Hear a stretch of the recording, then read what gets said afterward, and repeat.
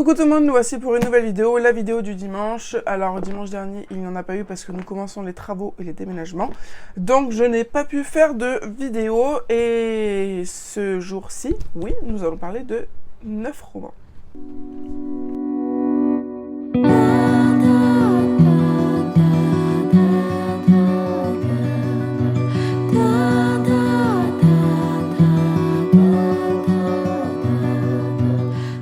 Donc il y a des suites de séries, des débuts de séries, des relectures, des services de presse, des one-shots.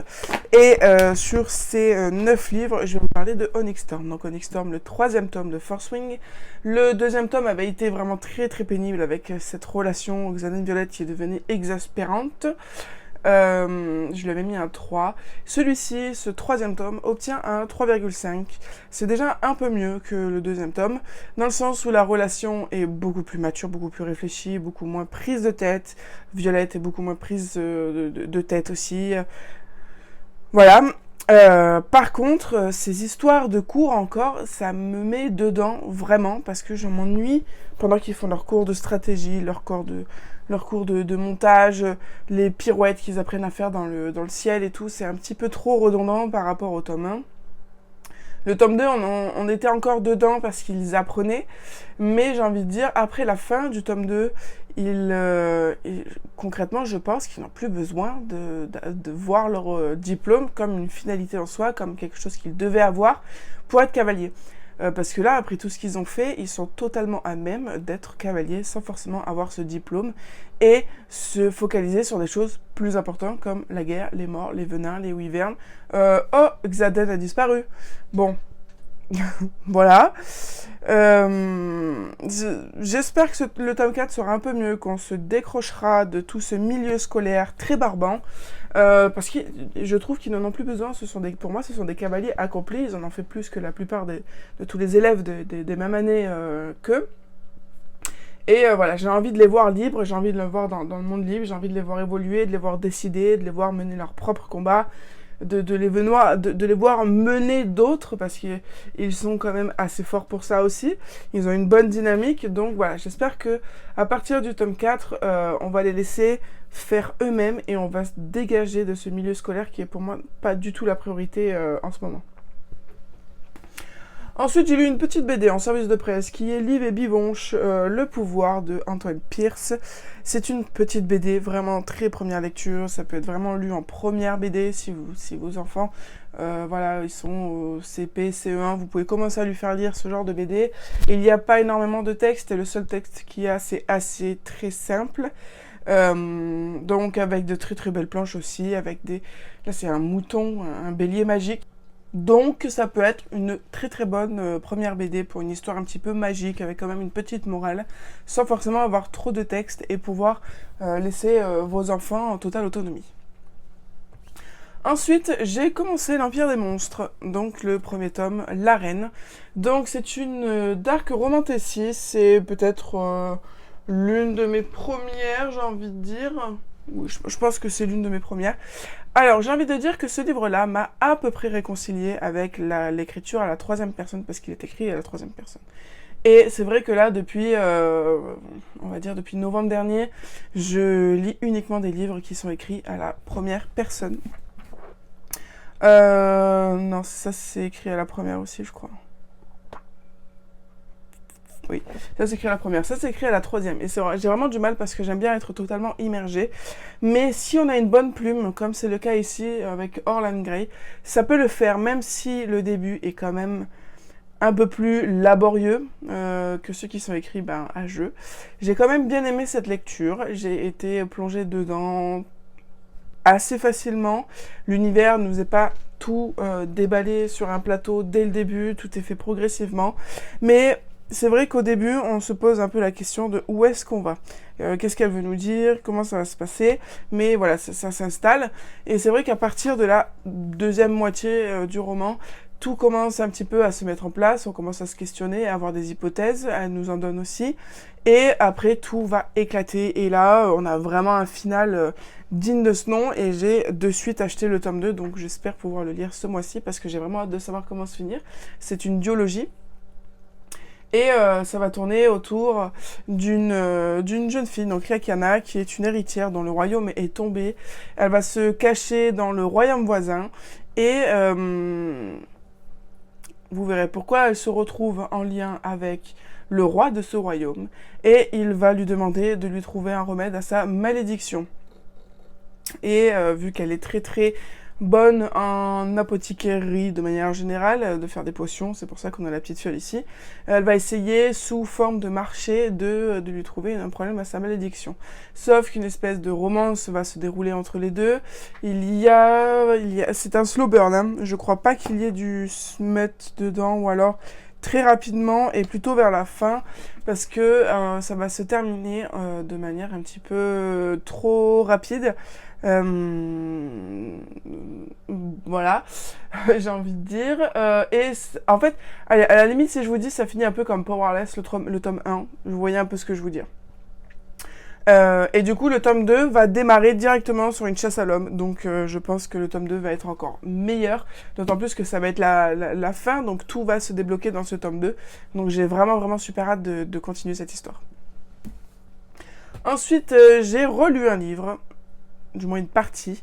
Donc Runborn, le tome 1 de Ariel Holz, le premier tome, donc c'est Tyr, c'est une trilogie, le tome 2 est déjà sorti, le tome 3 va pas tarder. Donc c'est une histoire qui a vraiment bien démarré. J'étais super contente, j'avais commencé à emprunter le tome 2, regarder un petit peu des infos au niveau du tome 3 et tout.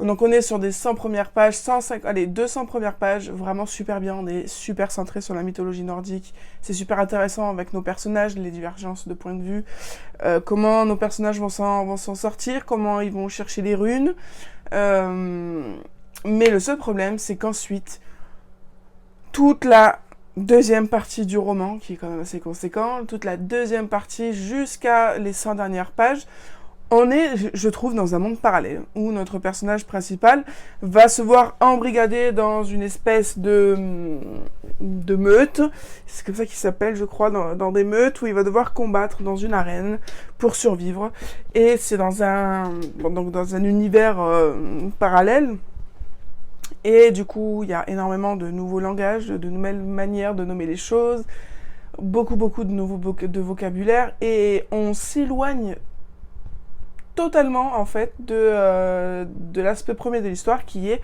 de réunir les runes pour refaire venir les dieux. Et ça m'a vraiment vraiment saoulé ces pages-là, parce que j'étais super emballée par le début, comme je vous ai dit, par cette chasse aux runes, et puis au final, voilà, la deuxième moitié m'a vraiment pas tant plu que ça, jusqu'à que les 100 dernières pages, on y revienne enfin, il trouve quelqu'un d'autre, voilà, on retourne dans l'histoire principale. Parce que là, j'ai l'impression juste que le milieu, c'était un truc entre gros parenthèses, et bon, ça m'a pas forcément plu.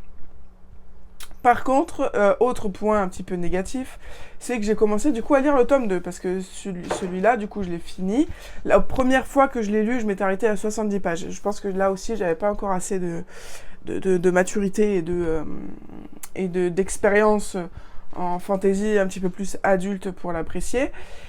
Par contre, le tome 2, ça me saoule un peu, parce que, en fait, au lieu de continuer là où Tyr s'est arrêté, j'ai l'impression que les premières pages, on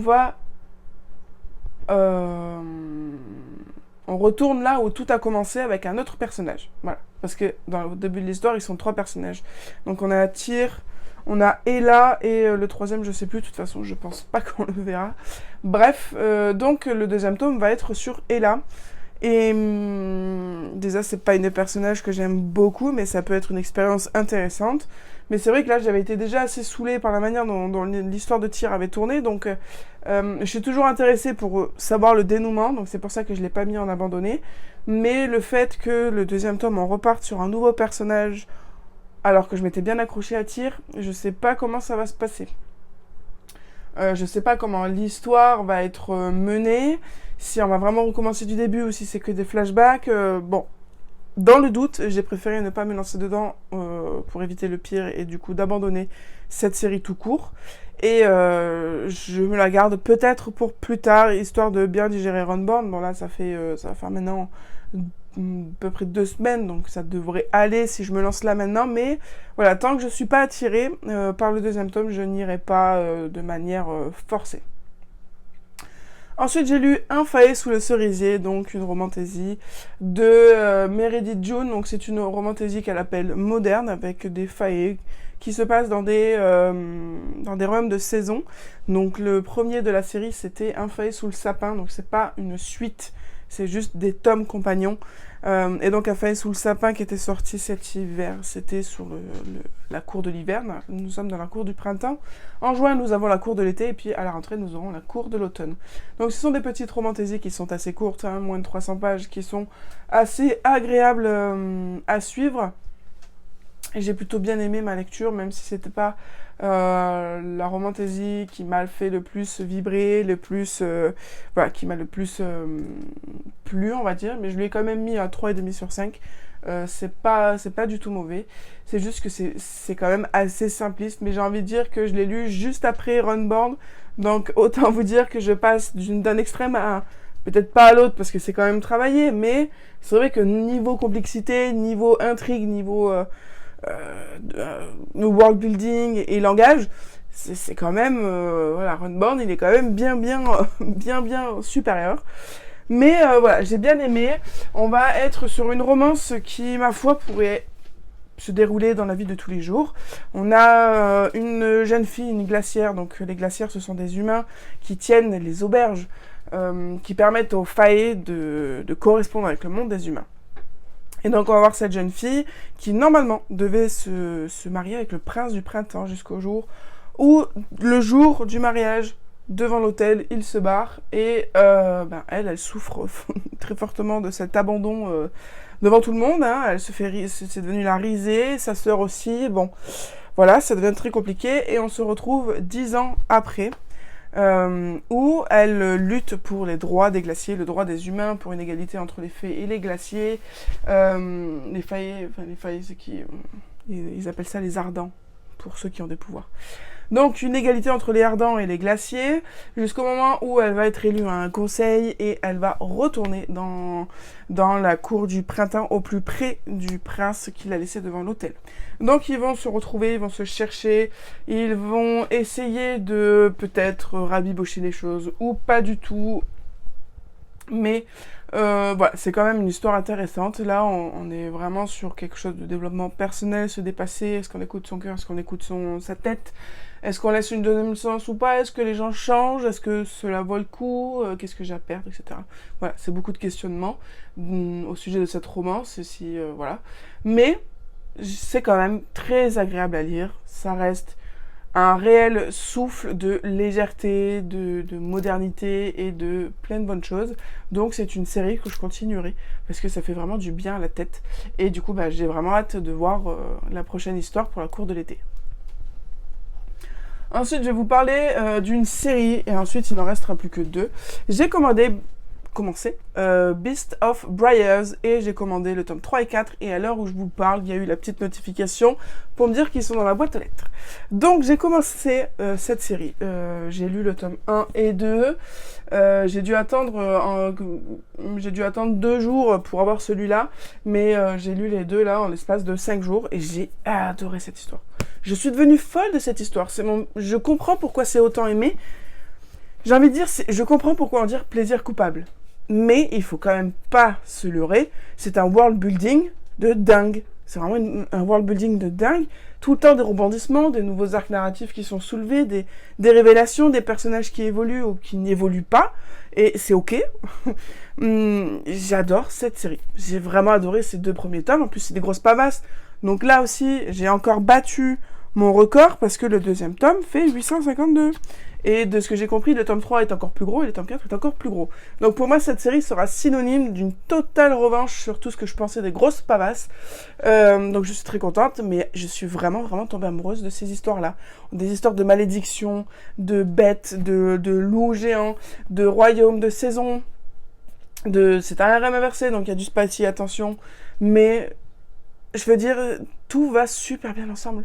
On a un superbe Grumpy vs Sunshine. Alors, beaucoup disent dans les avis que notre héroïne, mince, comment elle s'appelle, Rosalina, est un peu chiante parce qu'elle est trop parfaite, parce qu'elle est trop gentille, etc. Mais dans la vie de tous les jours, ça existe aussi, ces gens-là, qui sont profondément gentils, qui n'ont pas vraiment de véhémence, qui sont des lumières, tout simplement. Et ça fait du bien aussi d'avoir des personnages comme ça, et qui arrivent à unir des personnages qui ont des personnalités beaucoup plus compliquées. Donc, pour moi, ça, ces personnages que vous dites trop lisses ou autres, ben, je la trouve en totale adéquation avec son environnement. Donc, vraiment, j'ai trouvé que c'était super bien. Tout en étant de grosses pavasses, j'ai trouvé ces histoires hyper légères et hyper intéressantes, avec de très bonnes intrigues. Et j'ai qu'une hâte, c'est de continuer. Donc là, je vous dis, je finis cette vidéo, je vais chercher les livres, et je pense que ce soir, jusqu'à lundi prochain, je m'enfile le tome 3 et 4. Et puis après, je vais pleurer avec les autres, parce que le tome 5 ne sera toujours pas édité. Bref, voilà, je peux que vous conseiller cette série, si vous aimez les harems inversés, spicy.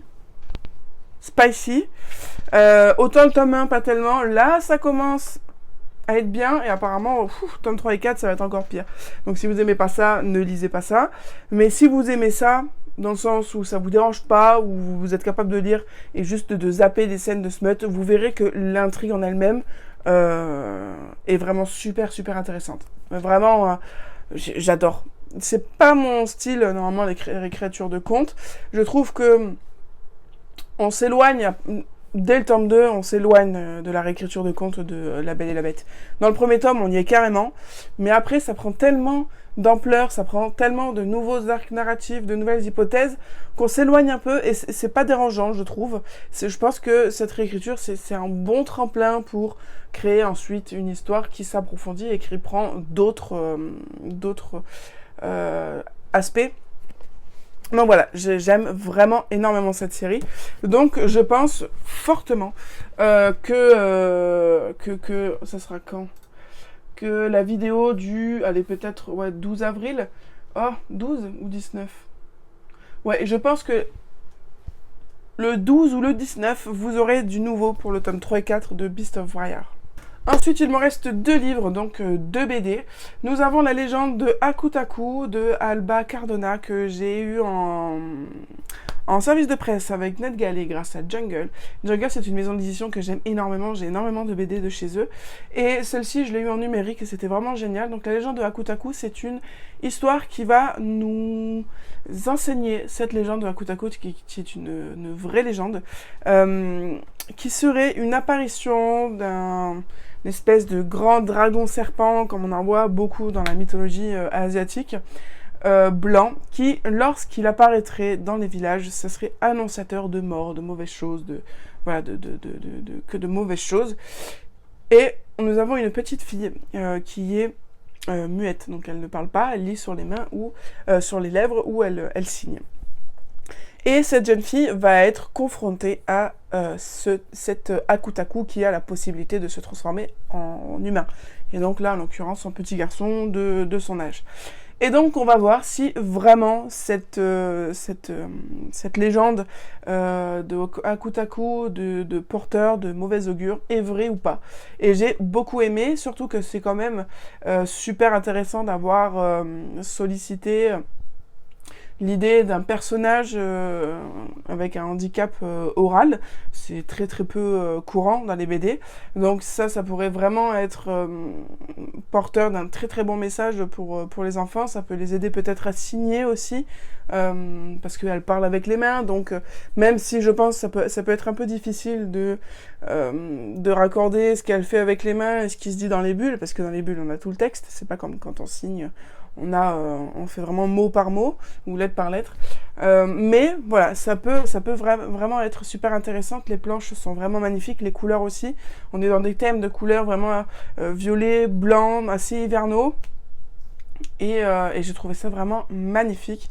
Donc foncez pour cette BD si vous aimez beaucoup la mythologie chinoise. Moi en tout cas, j'adore apprendre des choses sur la mythologie de cette manière, parce que c'est très visuel et ça reste forcément en mémoire. Donc voilà, en fait, la dernière dont je comptais vous parler, je l'ai lue le 1er avril, donc ça fait partie d'avril, donc vous l'aurez dans le premier update lecture. d'avril. Voilà pour fin mars, hein, un mois de mars, où je finis à 22 livres. Alors, c'est vrai que vous êtes habitués, vous avez l'habitude que je vous montre des bilans où je suis à 40 livres, mais ça c'était avant. Et ce qui est assez drôle du coup, c'est que c'est mon plus petit mois de toute l'année, mais ça risque pas de s'arranger, parce que, comme je vous ai dit, je vais déménager cet été, donc il y a énormément de travaux, on va passer beaucoup de week-ends dans notre nouvelle maison, parce qu'on doit aider notre belle-mère pour faire aussi son côté de la maison, etc. Il y a vraiment pas mal de choses, on y retourne ce week-end. On va partir en vacances aussi, peut-être que je pourrai lire 2 livres, et encore je suis peut-être optimiste, mais en avril nous partons une semaine, en mai nous partons 4 jours, et ce seront des voyages qui seront un petit peu fatigants au vu des transports, mais vraiment hyper reposants quand on y sera. Mais voilà, et puis ça va. J'apprends que c'est ok si je lis plus 40 livres. Et ce qui est drôle, du coup, ce que je voulais dire, c'est qu'en janvier, j'ai lu 30 livres, soit 6641 pages. En février, j'en ai lu 23, donc 7 de moins, mais seulement 200 pages de moins. Et là, en mars, j'ai lu 22 livres, donc 1 livre de moins que février et 8 livres de moins que janvier. Et j'ai lu 2000 pages de plus. Parce que je lis maintenant des grosses pavasses. Et j'en achète encore. J'achète encore des pavasses. Parce que je me suis dit, mais en fait, ça peut être très bien les pavasses. J'ai acheté Alchemized, j'ai acheté les couronnes de Nyxa, j'ai acheté le tome 3 et 4 de Beast of Briars. J'ai acheté, voilà, il y a encore pas mal de pavasses qui vont arriver. Et c'est ok, je vais y arriver. J'y suis arrivé là de nombreuses fois, hein, et je vois pas pourquoi ça devrait mal se passer. J'ai acheté celui-ci, qui est une pavasse, aussi, voilà, hein, voilà, 628 pages, des choses, mais que jamais vous n'auriez vu l'année dernière. Donc, je suis très contente de moi. Je commence à accepter, comme je vous dis, hein, de voir des tels chiffres, mais ça va, c'est bien, parce que c'est de la lecture de qualité, et surtout, je peux faire autre chose, tout en étant en accord avec mes lectures. J'ai repris à regarder des séries, j'ai repris à regarder des films. Notamment, il y a des choses aussi qui me prennent beaucoup plus de temps que je ne faisais pas. Je suis en charge, de ma propre initiative, de refaire toute l'ABCD de l'école de mon fils. Alors, c'est énormément de boulot, mais seulement, si je ne le fais pas, personne ne le fait.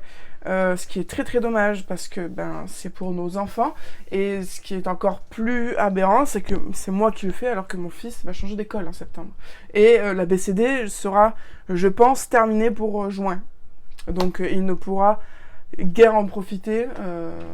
Mais bon, je le fais parce que voilà, ce sont des enfants. C'est ma vocation, hein, de faire lire les enfants. De faire lire tout type de personnes, mais d'abord les enfants. Donc ça me prend aussi énormément de temps. Tous mes jours de repos sont dédiés à ça, parce que du coup, il faut que je refasse tous les systèmes de cotation, il faut tous les nettoyer, il faut tous les trier, etc. Là, vous voyez, là, c'est les vacances scolaires, vendredi soir, j'ai pris 7 sacs cabas remplis de livres. Donc tous les documentaires qu'ils ont, plus les albums, pour pouvoir les coter, les trier, les couvrir. Bon. Voilà, donc ça aussi c'est très chronophage, mais c'est une très très bonne cause. Voilà, il faut que ce soit fait, et je suis contente de le faire. Donc voilà, ceci explique cela pour le rythme de lecture qui diminue un peu. Mais si c'est pour lire des livres, si c'est pour lire seulement 20 livres qui me procurent autant de plaisir que ça, c'est totalement d'accord. Je suis d'accord avec ça.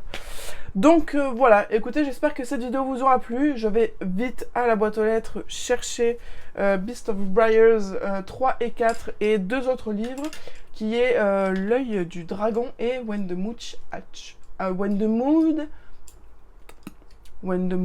Hatched. Voilà. Donc 4 livres encore dans ma palle. Écoutez, je vous fais plein de gros bisous. Je vous dis à très bientôt sur la chaîne pour une nouvelle vidéo.